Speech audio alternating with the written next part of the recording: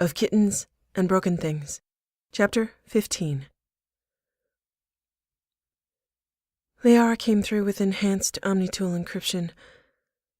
Lal knew it was not really a solution. It was a bigger problem. A better camouflaged, deeper hole.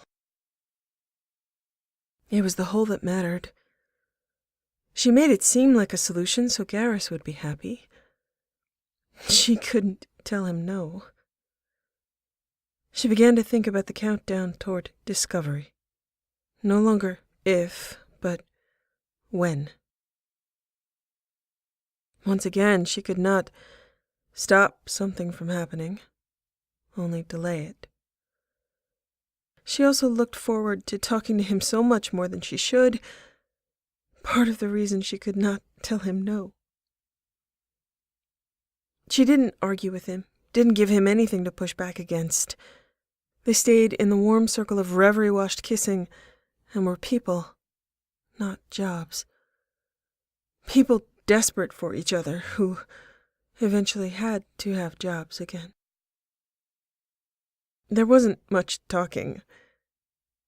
There was a flood of pressured "I love you" in touch and silence, sound, and finally knowing what he tasted like, his hide and the edges of plate with her tongue trapped between them. What it felt like to sit in his lap backward, her arms around his shoulders as far as they could go, with his hands on her face, or back, or waist, her breasts, joyous that they had a purpose in life, finally, pressed to him in a warm drag of her plate. They had a few days of détente bliss, as there had been on the Citadel, new lines drawn for his discovered needs. He experienced her as a need, and she could feel that under his words and his touch, his plans and his intentions. They were able to talk in the mornings, reverie wearing off in her sleep. He didn't sleep anywhere near as much as she did, and she didn't know if he slept at all by observation, but he did look less haggard, less desperate, and that brought her a clean joy. She'd be clear-headed in the morning, but the reality of withdrawal from bonding chemistry made itself known in sharp experience and implication. It did not just feel good to be with him, it felt actively wrong to be away from him, emotionally and intellectually, experienced as a tight pinch of addictive crave.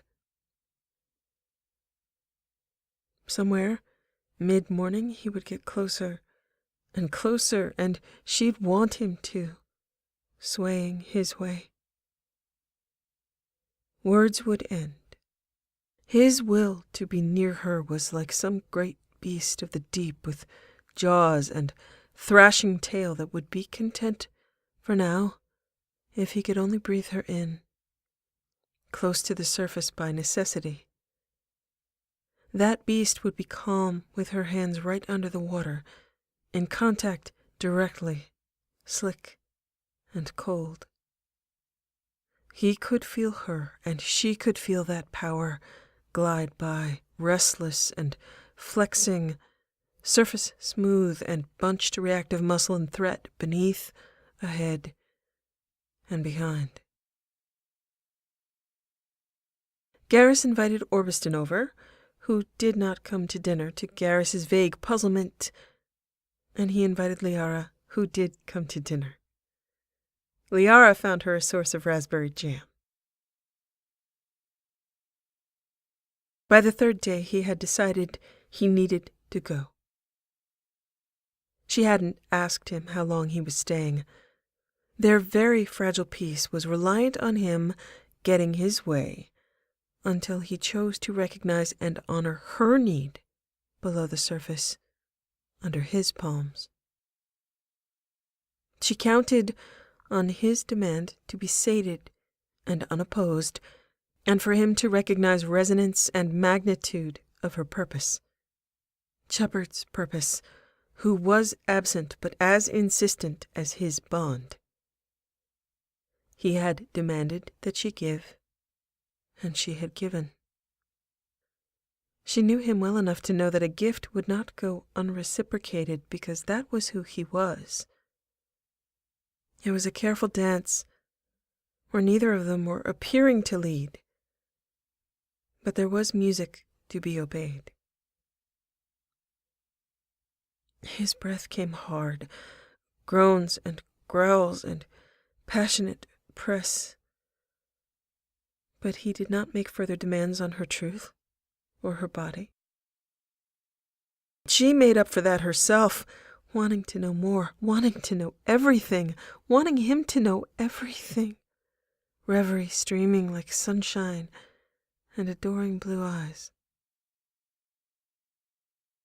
She restricted herself to one word, one phrase, though every other word bubbled behind her lips. They had an agreement of silence, and he helped her keep it, fragile and bizarre trust of seeing each other pressed up against that barrier, straining her lips and hands gone white, his eyes closed and his breath hard. All the words and impulses flooded through her mind, pushed through her skin until she spoke his name with all the accents of what she wanted to say, and kissed him again. The name Garrus could be said in so many ways, murmured and moaned and reverent. Fingertips and splayed palms against rough, textured plate, thin and sensitive mandible, and the hide behind his fringe. It could mean everything. It did mean everything. With the one word and the one phrase she had, she told him about her parents and about Mindwar and about the moon that she was afraid he would pick out for them. And all those stories came out sounding like Garrus, or I love you. His head cleared from his driving frenzy, and she watched him build up the strength to say goodbye. He had packed in anticipation of longer than he had stayed, a hopeful sign of attained equilibrium. Lemeyeth, every day. I'm going to leave, but by the time you go to sleep tonight, you talk to me. This doesn't count. I think I understand. I can probably remember that. Come to the Citadel, soon. I know. You have to go be reasonable. And you have to stay unreasonable. I love you, always and forever. I love you. I am so proud of you. Garrus, I want your worst years to be behind you, not in front of you. I died, and you didn't know I loved you. Every day of your life, you should know I love you. I'll give you my voice every day, and I'll say what you need to hear because I want to say it. Remember that I love you. Remember that I want to be with you every moment. Remember that the silences also say, I love you. Please. You have the right to keep me in your heart, to hear that when you need it. I'll say it all in words, but I need you to hear it in the quiet. I'll remember. Kiss me again, Kara. She kissed him, the reverse of his arrival. Now her resolve was fragile as newly healed skin, and his was stronger. Her desperation was in her fingertips and blush. He would leave and take this with him, his warmth and the way he made her feel everything was perfect. He wouldn't be here when she lifted her head to ask him if he'd heard about something obscure, and he set everything aside and said, No, tell me about it. He wouldn't be here to make her laugh and ruffle her hair and pull her to him with strong arms until she forgot about time existing. She would be alone again, and her only company would be Shepard.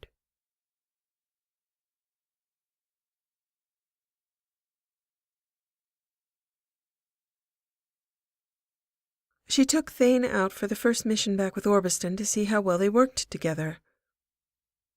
Quietly. They worked quietly. Thane required no bad day. He was silent and lethal. Executed her direction immediately. She thought Russ rolled his eyes a few times at Thane's efficiency. It seemed likely that they would not be friends, and nobody was going to speak. That was okay. She was dispirited and keeping her head down, her usual buoyant curiosity quiescent.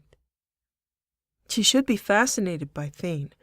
She should be anxious about Samara, but right now she missed Garrus with a jaw-grinding addict's hunger. Speaking to him at night became a necessary lifeline, and she didn't care if he saw that she replayed his messages over and over. In fact, maybe he was noticing which parts she played the most. She liked all the parts. Heart pounding, eyelids and stomach fluttering, and now 1,000 kisses to recall. Her body reminded her often that she was being cheated of the greatest treasure known of all species, and that she was a fool. She couldn't argue.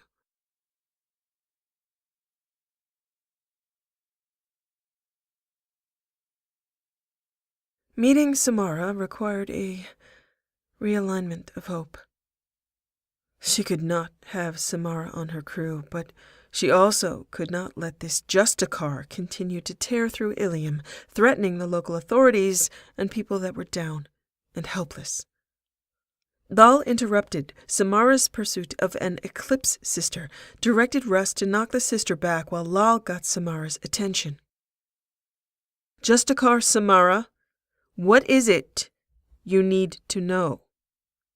Samara turned to them, surprised and potentially enraged at being interrupted, her biotics glowing, with Russ and Thane both flaring their own.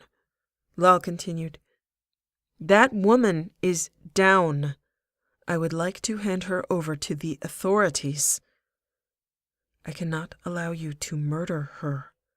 If she will not speak, her death will accomplish nothing.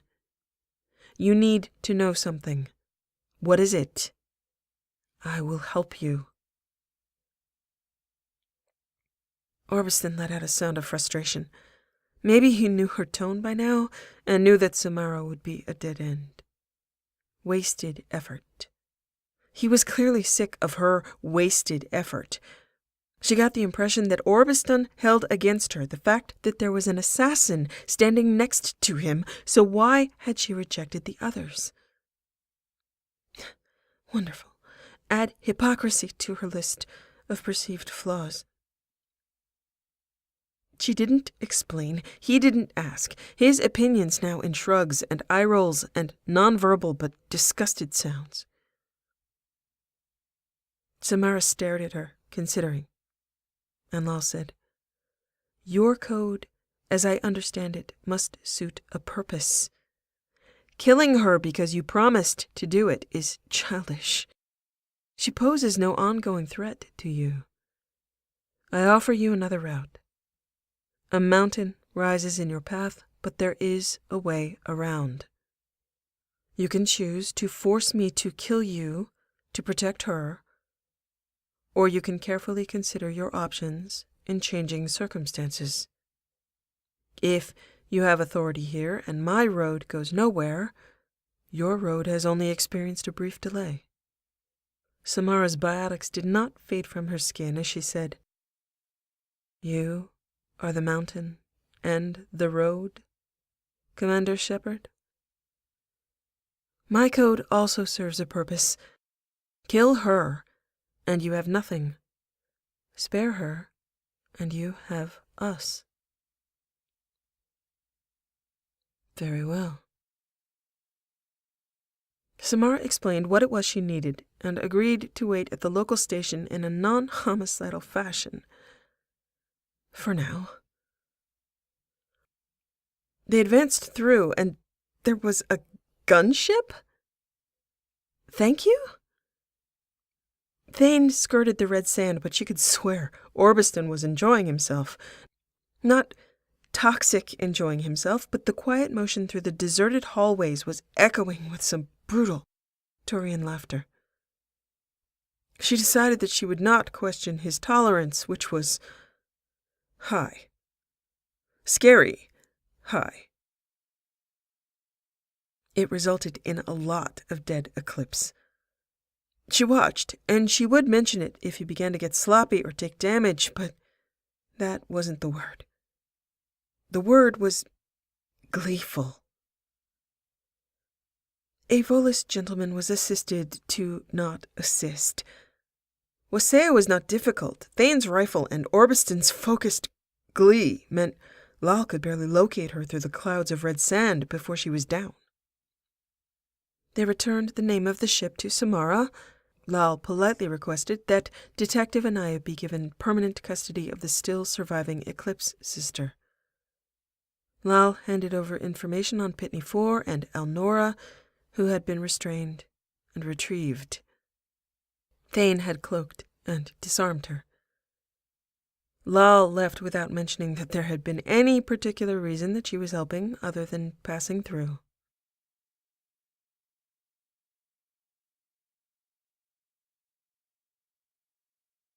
Thane was intrigued by Spectre Shepard, watched her pass up the opportunity to recruit Justicar Samara, wondering what had transpired. The matter of an Eclipse sister with a foot on her throat? Clumsy, perhaps, but unforgivable. He had, as was his habit, begun to research Spectre Shepard. Perhaps clumsy was sufficient cause. Spectre Shepard had then ended the lives of scores of Eclipse sisters. To spare one? To preserve Detective Anaya's life? No one on the ship had approached him to speak, other than Spectre Shepard, who had been welcoming and polite. They had spoken of the mission only. He still sensed Siha in her, like scenting salt air and hearing waves crash when the shore was not visible. Spectre Orbiston was perhaps irritated with her use of their time and failure to recruit Samara. Spectre Orbiston was aloof and silent, but certainly a valued squad member. Orbiston appeared to be looking for a fight in each moment, and denied one might blame Spectre Shepard for not providing it. Thane educated himself regarding her. He had the habit of research. It was a large part of his success, thorough preparation. He was not concerned that Orbiston would harm her, but he was interested in why there appeared to be not tension, but distinct distance, as though tension would result, and they both wished to avoid it. The woman of the deep sea sparked interest in Thane, admiration for the way her mind worked, at least the small pieces he could see.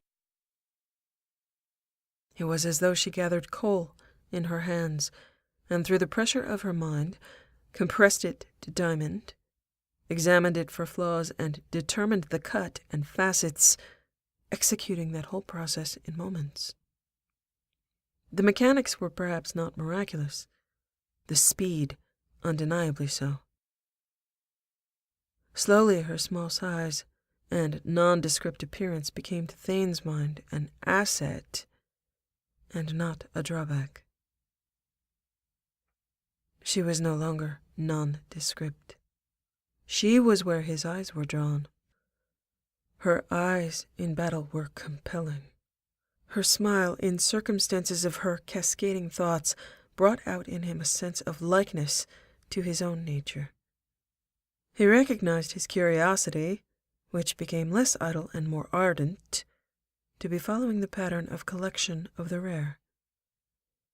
He wished to understand the water that traveled up, the depths of the green, and the judgment that would not collect a valuable asset herself, choosing instead to take on the risk of death to champion an idealistic stance that was expensive. Expensive in many ways. She was an exotic curiosity when otherwise his attentions would be on exercise and meditation. He maintained his habits of those things as well, but enjoyed the rich history of story that her life offered. He had not had many dealings with humans. They had not been enmeshed in the socio-political fabric in the way that Asari or Turians were for the majority of his life, though they were beginning to be. The Hanar had given him contracts that protected Hanar interests. He had taken contracts that affected Drell interests. That had caused him to branch out and take contracts addressing slavery of Drell and other species. It caught his attention that she had been the only known, unscathed survivor of the massacre at Mindwar. He was uniquely equipped to get answers to the questions she represented. He began further inquiries into her life. It was expensive, but he could afford it, and she was worthy of investment.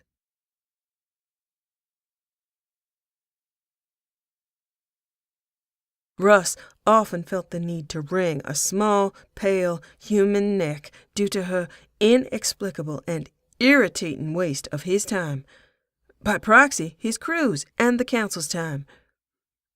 People were dying every day as she passed up powerhouses of recruits that could clear whatever path they needed. Maybe they'd get out there in about 15 years, but at this rate, squad members were gonna have to retire due to old age, and she would not be able to keep up with that attrition rate.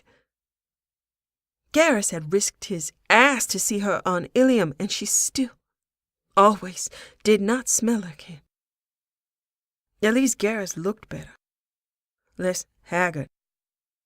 Probably all the sleep he got not having any sex. Russ had passed up the opportunity to see Garrus because there was no way he was gonna show up and risk surveillance. They might as well all attend a fucking orgy at Azure. He couldn't face Garrus, not with her in the room. Russ couldn't look at Shepard across the dinner table and smile at her. He knew what he'd see. Demure, adoring little human. Garrus probably cutting her meal into pieces small enough for her to chew, with him checking to make sure she was managing to not choke on it. He felt she'd also deny that she and Russ barely exchanged words, somehow forced into collusion from different directions to set Garrus's mind at ease. He'd do it. He knew he would, and he would choke on it. Thank the spirits that eternity existed. Garrus's messages were predictable. How was everything? How was the mission? The inevitable, How is she? After Ilium, Garrus checked in less. Seems he knew how she was now and did not need second-hand eyes on her. Swing by the Citadel when you can. We should go out for a drink. There were only so many ways he could lie. He felt terrible lying to Garrus. He tried to keep it casual and friendly and... yeah. Telling him, everything's great. The Normandy's an amazing ship. I'm learning a lot. All of that was technically true. Garrus could add the hoped-for spin about what he was learning. How's Krios? He hated most questions, but these in particular. There was nothing wrong with Krios. There just wasn't anything right. Tear down Krios secondhand, and he was tearing down Shepard's judgment and safety to Garrus, who would lose more sleep. In Russ's opinion, he's a paid assassin. What do you think? He's probably going to sell us to the collectors himself. Instead, he said, he's good at his job. People die fast. Thank you, Russ. You have no idea what peace of mind it gives me to have you on our six. With Russ thinking, anything for you, Garrus, he'd say, hey, I should be thanking you for the opportunity, as always. Save me a seat. Next time we're at the Citadel, it's a sure thing. Know when that's going to be? He'd think, When spirits count every grain of sand on every beach of every world. And he'd say, hopefully soon. Not soon enough. It will be good to see you. Okay, maybe he didn't hate talking to Garrus as much as he professed. He just didn't like talking about her. Likewise.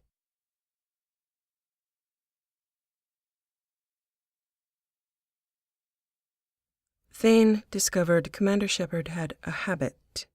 Mid-evening after the galley had cleared, she would sit at a table, alone, and read from her omnitool, a mug of something at her side. The ship was friendly enough, the crew enthusiastic and dedicated, but she was not a leader who gathered with the clusters of loud people indulging in card and drinking games and raucous laughter. She'd smile in sympathy at laughter, but rarely looked up, and she went uninterrupted in her ritual of walking the ship and having one cup, and then leaving. He chose to interrupt her, to determine, perhaps, why the sentient flood passed around her like an island in a river. Most called her Commander Shepard and not Spectre, so he opted for that form of address. He indicated a location opposite her at the utilitarian table and asked her, "Commander Shepard, may I join you?" She was startled. She almost spilled her drink. Her smile was near furtive, and she was flustered. She swallowed once and then said, "Yes, please. How can I help you, Sir Krios?" Lal was distracted. He was glowing, still glowing. She'd seen him in action, and unfortunately he was very attractive. She really, really did not want him to be. Really, a lot. She was not interested. It was more like the embodiment of everything she should not touch. Every part of her nervous system was telling her how much she should avoid him. She saw him like a painting or a sculpture. Art. Beautiful. Dangerous. Glowing. The craftsmanship inherent in a razor-sharp displayed sword. Do not touch. She could not explain any of those things.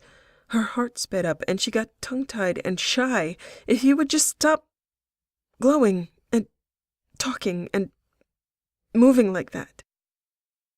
It was more fear than anything else. Things in her spine and her skin betrayed her. She huddled. She tried not to huddle. Baby birds instinctively crouched down in their nests and looked small when the shadow of a raptor passed over. She was too vulnerable to exposure. Her relationship with Garrus, her tenuous relationship with personal integrity. Thane Krios was observant, intelligent, and methodical. Exactly what scared her. The fact that he could kill her 50 ways in the next 10 seconds with the spoon he used to stir his tea did not help. He doesn't need the spoon. There was some small shadow of, he's like me. And that added to the sense of 99.9% terror. Thane considered his answer. It appeared that she was the one in need of help. She often flushed red, with a subtle crack or tremor in her voice when he spoke to her, which was not often, but he was planning on making it more often. He attempted to predict whether or not she would excuse herself as soon as possible. That could perhaps be why she was so often alone. Distraction would be best, he told her. There is no concern for the mission. I wished to talk. She blinked, and those words, that sounded innocuous but couldn't be. He sat and gestured to her mug. "What is that?" She almost answered dumbly, "A mug," and then considered telling him that it was alcoholic rotgut from Tuchanka. She did not want to be caught in such a ridiculous lie. Thane made her feel like he looked straight through her, and although she was a good liar, he made her not want to risk it. She informed him, "It's hot chocolate." He knew nothing about human food. He cultivated a curious expression and asked her, "What is chocolate?" What followed was a nervous lecture with gestures, her almost knocking over her mug again, his hand steadying it. She did not notice because she seemed to have a breadth and depth of knowledge about chocolate and the will to tell it.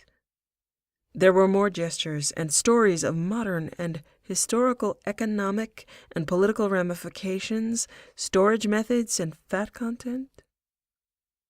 Her chocolate went cold. He sipped his tea in silence, suppressing an unaccustomed smile at her misplaced and odd passion for minutiae. Perhaps nobody spoke to her for this reason?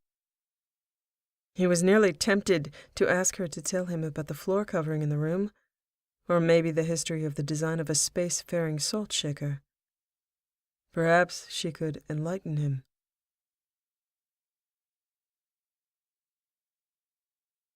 She wound down, her face flushing again, and she said, "That's what chocolate is." "Yours has gone cold. Perhaps I could reheat it for you." "What? No, no. Thank you. I should go."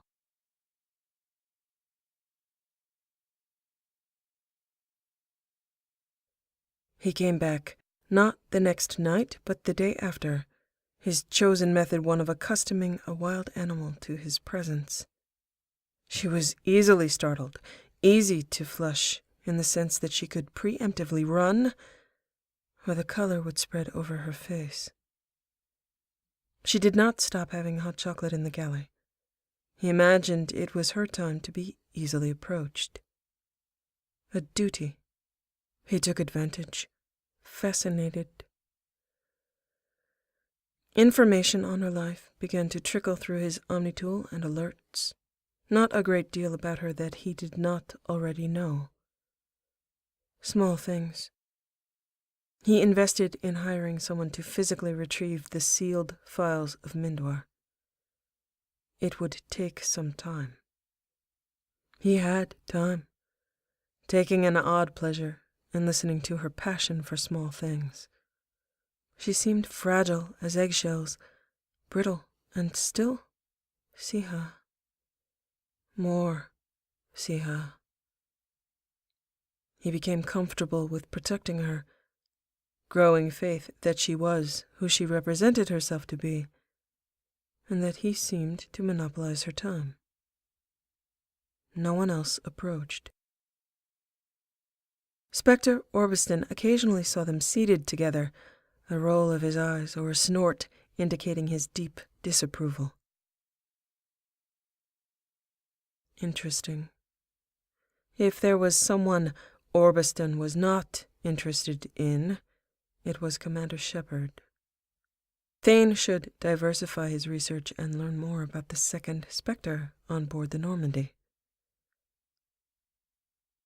Thane brought her gifts of small curiosities and silence, held out in a steady palm. He made no sudden moves, made no observations about her flushing skin and beating heart. He did not offer to warm her chocolate again, did not offer to do anything at all for her. He learned not to draw her attention to herself or to him, only the topic at hand. He listened to her and spoke rarely. Occasionally she would have an odd streak of powder in her hair or on her casuals. He contemplated obtaining a sample while she spoke with fervor about anything, everything. She was easily distracted. All he needed was a ready topic, and her guarded flush would fade, her opinions would spread their wings and make their powerful way to the free sky. Did she have a drug habit that resulted in her mood and personality inconsistencies? That would be disappointing, and he did not wish for that to be true. He would test that theory, but he preferred to think that her flush and stutter were the results of guilty attraction, not guilty drug use. He learned her interval like fireworks. She had a pace and a rise and a fall. He excused himself before she grew wholly self-conscious. She avoided eye contact. He counted cold mugs of chocolate as success.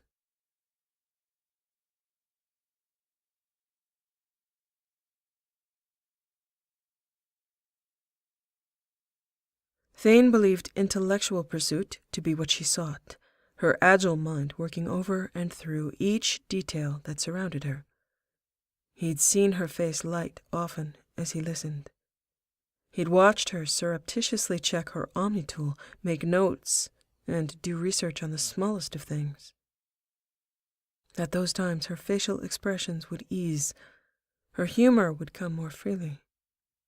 Thane had led a relatively silent life of actions over words, but it appeared that conversation would be unavoidable, a necessity. He had observed her habits. She spent much of her time alone in her cabin. As far as he was able to determine, nobody had been in her cabin.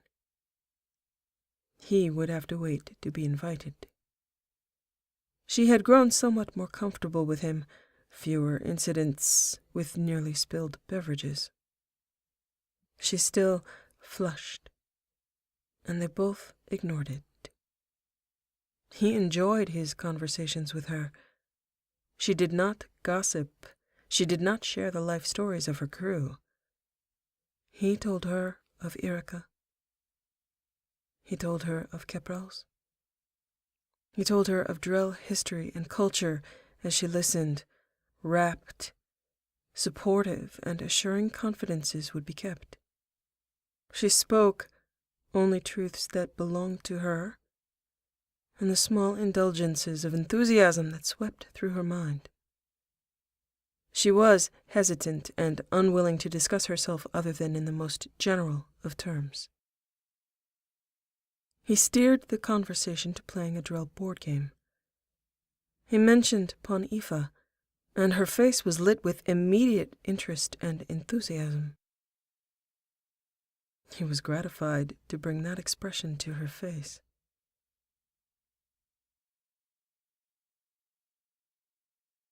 She agreed to meet him in his quarters. La wanted to be careful, but she was overwhelmingly thrilled. Pon Ifa was... Well, most people didn't know about it. She wasn't supposed to know about it as a human. It was a game that had developed religious and cultural significance over time. Elaborate museum pieces of Pon Ifa sets seen, but the rules unknown, considered a Drell prerogative only. But Sylvie had had a set and had taught Kara how to play. Sylvie had told her a story of having a close Drell associate who taught her the game. The way she had said associate had been thrilling. Kara had imagined a female Drell lover, games into the night, both of them wrapped in diaphanous robes. Drell, everything seemed secretive and elegant and beautiful. The game itself was intricate and challenging. She was not going to miss the opportunity to be taught how to play Pon Ifa by a Drell assassin. Just no diaphanous Drell robes. Wouldn't that be lovely, though? To be in the desert, in an elaborate tent, fire pots burning, and elegant hands moving pieces as the moon rose and the stars turned. She flushed at the thought. Young Kara had played Panifa against herself on a homemade board late into the night sometimes, talking to herself with the window open. Had to have a breeze. Was there a moon? She was sure she'd looked it up at the time, but she didn't remember. She asked him, "Does Rakana have a moon?" Thane answered with a slow blink at the odd question. No. He had learned not to ask Commander Shepard why. She would often evade or flee when she realized she had been observed making little sense and providing no context. She didn't explain. This was exciting. Thane enjoyed a moment of watching her face, her bright eyes and anticipation. She had grown to seem lovely to him, her odd shyness and vulnerabilities in counterpoint to her military career and observed lethality.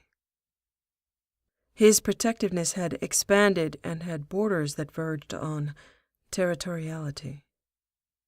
He wanted her smiles, her enthusiasm that highlighted the small and insignificant, as though she chose one blade of grass a day to exalt and examine.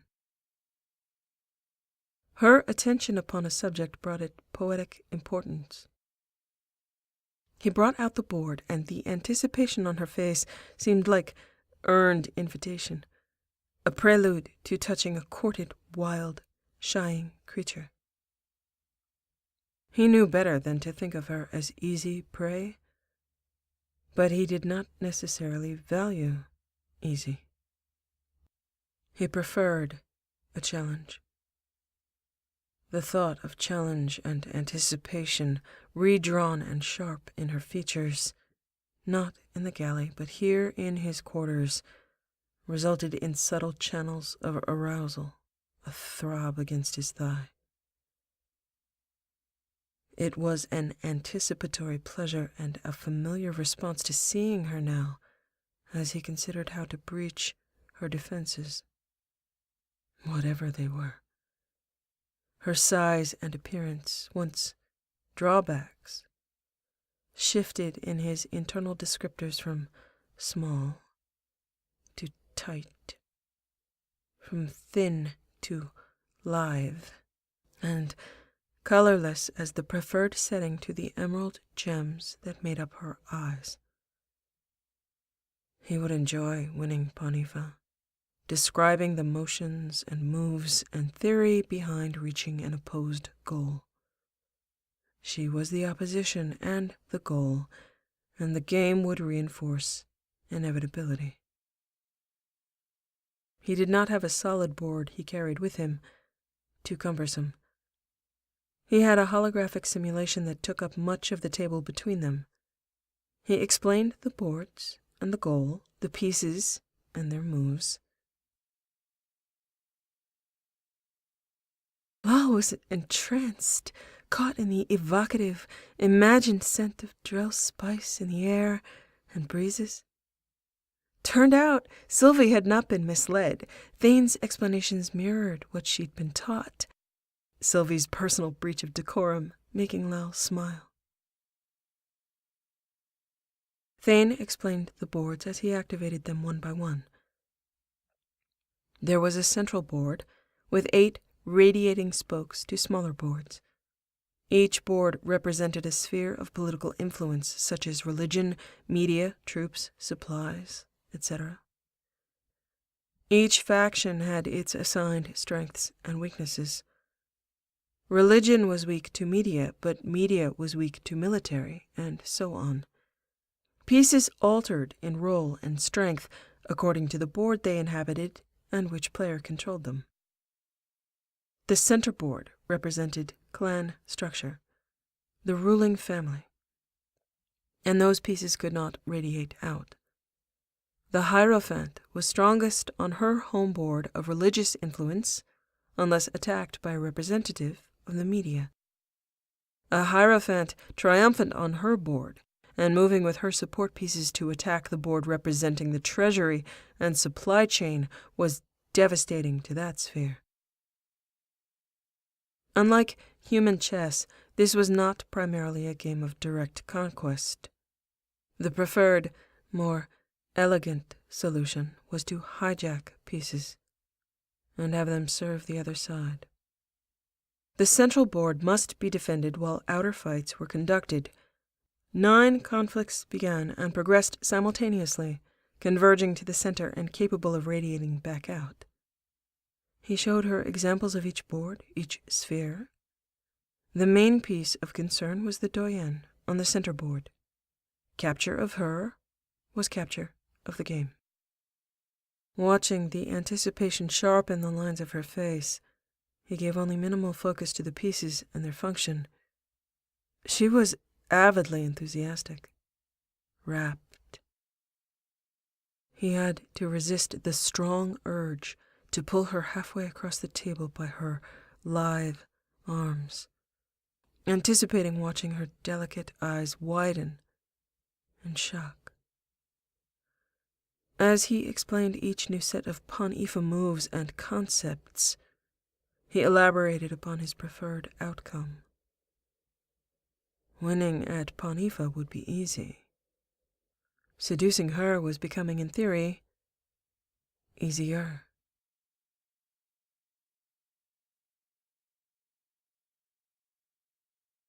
She soaked in each remembered move, images of Drell history, Sylvie's imaginary lover, invigorated by her own admittedly self-indulgent fantasies of clan intrigue. She knew the names of the clans that had inspired the game, the way that historical battles had shaped how the pieces were arranged. Sylvie and her parents had stopped playing pawn-ifa with her after a while. Lal had enthusiastically trounced everyone until they told her to,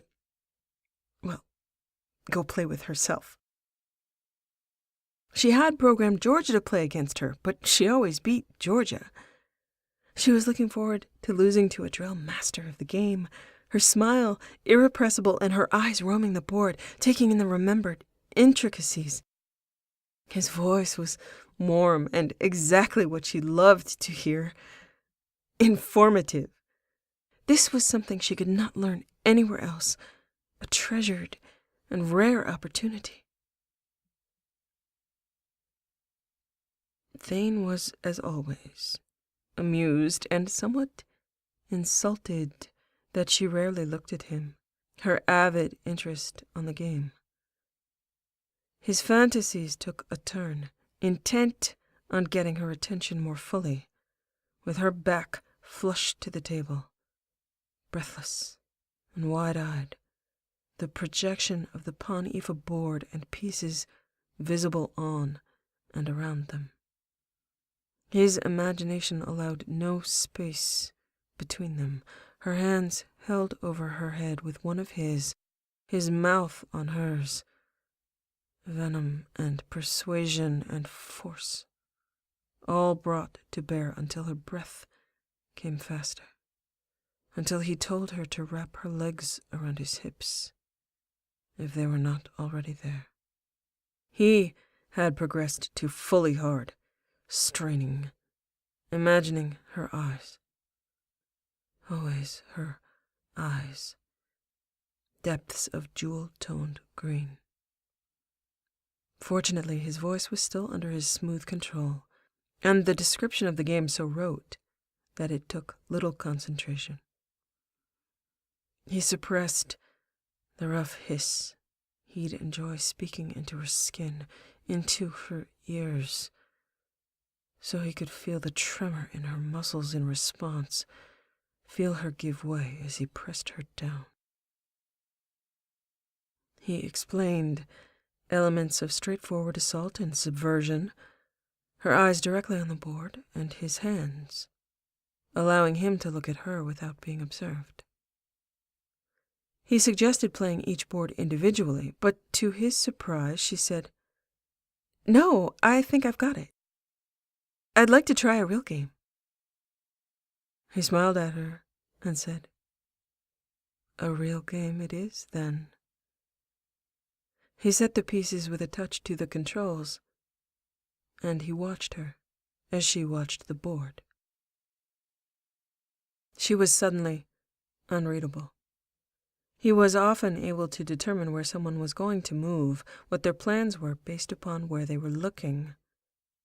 But she gave him nothing. Perhaps she had learned that from playing chess. The games were not the same, but the execution of concealing strategy was. See the board and projected moves internally.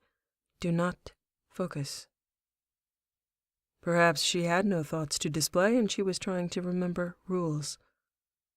Pawn Ifa was complicated, and he had trained for years under a master until he had been able to beat her consistently.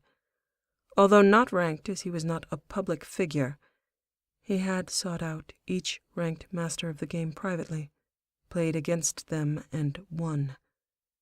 He had not lost a game since age 17. He considered that his advantage here with the game and with her was entirely unfair. He was deeply satisfied with that and the inevitable outcome. This was something that could fascinate her as he found his way to her until she was on this table, flushed from cover, drawn to his open palm, driven to begging. Her head was tilted so he could not see her eyes. He experienced that as frank displeasure. Willing her to look up would accomplish nothing at the moment, but he wished to kiss her. A brief fantasy of bringing her lips to his, kissing her until venom pounded through her and she was prone to hypnotic suggestion, hallucination blooming in her mind. His lips to hers, and then his voice in her ear. Siha, when I am in a room with you, meet my eyes, find my eyes. She would, compelled even in battle, likely to find him. That added a hard surge to his cock, wishing to see her helpless and enthralled, that the well of her eyes was open to him. Whatever risk in a fight that would bring, he would protect her from it. It was a right he would take. Would he let her know he had asked that of her, or take that memory and leave only the ringing urge?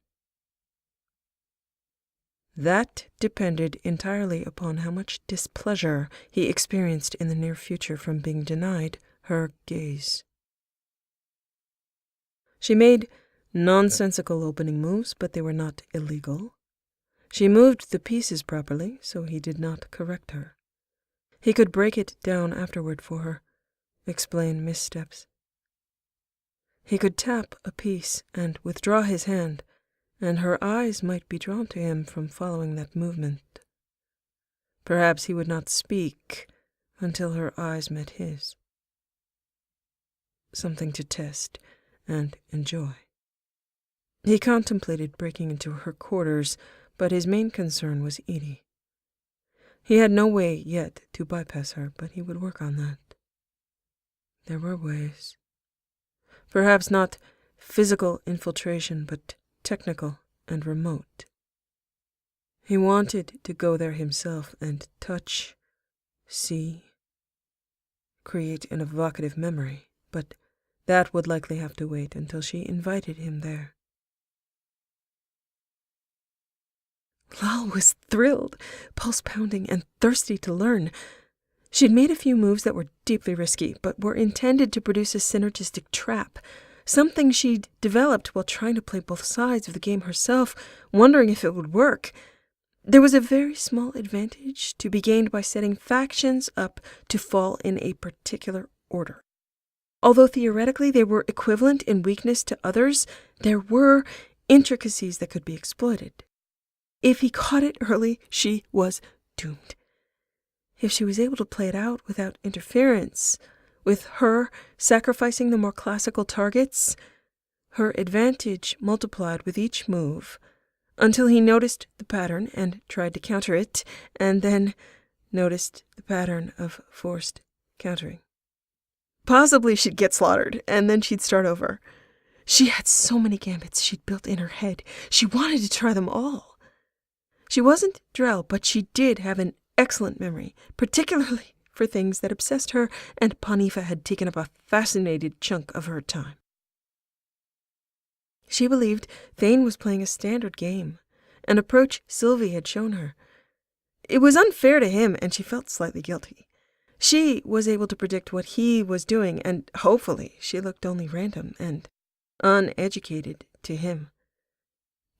This would probably only work once if it worked at all. Then she began to wonder if he was letting her win.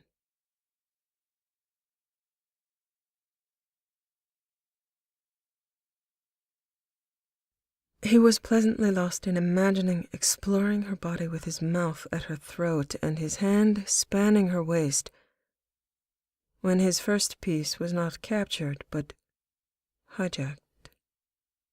She still was not looking at him. He imagined it luck, as that was one board and he was ahead on the other 8.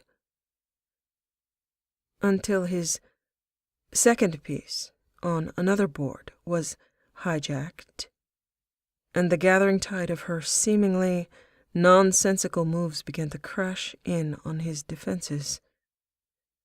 She had primary traps, secondary traps, and moved hijacked pieces at great risk to reinforce offense. He had difficulty taking pieces in direct assault because she appeared to have predicted his approach and trapped him in a bottleneck, making retreat impossible and forcing him to take in direct conquest her mid-value pieces, while she hijacked higher-value pieces of his. He began to see that each move he made was hedged with multiple counters and possibilities, resulting in greater loss if he proceeded in the conservative style that he had been taught to emulate, that he was using to teach a supposed beginner. It was clear that it was too late for him to counter effectively. Visions of her helpless under his body dissipated and were replaced with him at her mercy. That did not change him being painfully hard. It made it simultaneously worse and better. Instead of her beneath his body, he imagined her delicate, fragile hands on the tabs of his jacket collar, directing him where she wished. He savored the irony, concealed his shock, and now there was sudden, fierce attraction, with him able to blatantly stare at her as she considered only the board, her face inscrutable and his lips lifted in a smile. Smiles came often in her presence.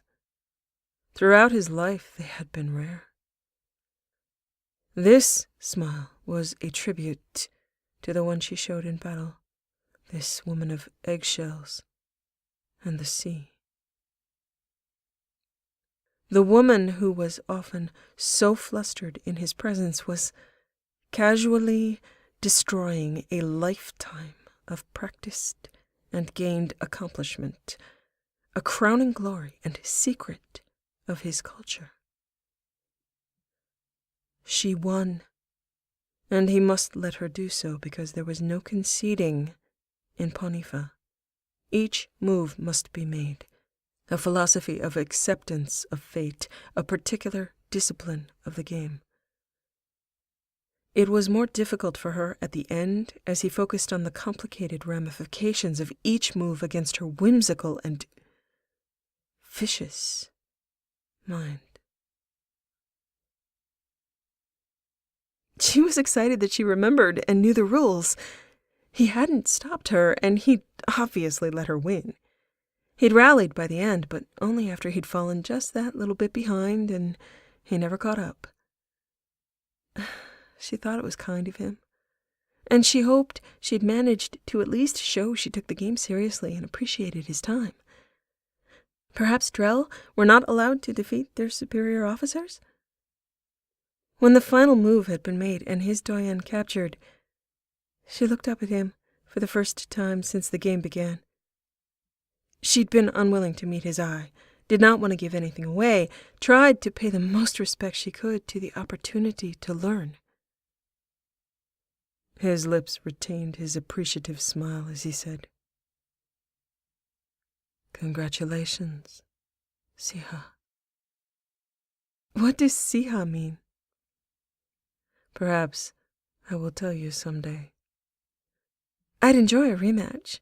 Hopefully, I can win and gain an explanation. And what do I get if I win? Me asking you again what Siha means? She hoped she could find out what it meant in the meantime. Her curiosity did not appreciate being kept waiting, but she had to go. She'd ignored several alerts while she was here. He inclined his head. I would enjoy another game. At your convenience. I imagine you have much you must do at this time. She rose reluctantly and said, Yes, unfortunately. Commander stuff. Thank you, Thane. That was so much fun. He kept his spine straight and inclined his head. After she left, he let out a deep breath, leaned back and adjusted to a slightly more comfortable angle. He replayed each move, found it impossible to believe that was the first time she had played Pawn Ifa, but could not imagine where she had learned it. One more mystery about her past to explore. A deep and wide reminder that she was not who she appeared to be, and he would enjoy discovering where she had learned. Regardless of where she had learned, her depth of understanding of the game, permitting her to create a fine-tuned deception that was reactive to each of his moves, was indicative of an intellect that loomed like something only found on Earth, and not Rakana. Iceberg. Small and possibly unimpressive on the surface. Composed of cold depths unseen. Steeped now in lust and anticipation, he rose and moved to the door of his quarters, locked it against her return, and leaned one hand against the door. He freed his cock from his pants. He bent his head and closed his eyes, deeply sensitive and aching from the prolonged amount of time spent straining against leather tailored to conceal arousal. He formed a permanent and emphatic decision and a shift in intent. He was not going to stop until he knew everything he needed to know about her, until she wanted him as much as he wanted her. The fact that he would have to be as careful, audacious, and anticipatory as she had been on the Pawn Ifa board made it sweeter as a goal. He ran his thumb over the head of his cock, slick and ruinously sensitive, the skin bearing the imprint of a hard-pressed seam.